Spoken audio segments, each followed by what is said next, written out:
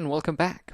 So in this video we're going to be looking at IDLE, just a quick overview as to what it can do and what it's used for.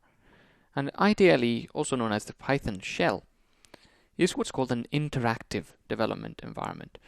So this means that whenever you write a line of Python code, it will instantly be evaluated and give you the answer. So for example, if we type 5 plus 5, it will instantly give us back 10 because it just evaluates that for you. So 5 is a number, and it's not a number that has a decimal point after it. So it's just a 5. This is known as an integer, a whole number. And Python has an integer as a type. This means that for Python, the number 5 and the number 5.0, for example, are completely different numbers, and they are in fact different types. Similarly, this is also a completely different type and a completely different thing in general. This is known as a string, and a string is simply a collection of characters and numbers and symbols that are enclosed between quotation marks.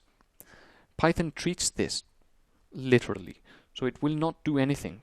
If we say 5 plus 5, it will simply give us back 5 plus 5 because it assumes that we simply want the collection of numbers and symbols that we've given it. If we do 5 plus 5, notice how some of it is in quotations and the other is as a number, the plus being outside the quotations and the 5 being a number or an integer.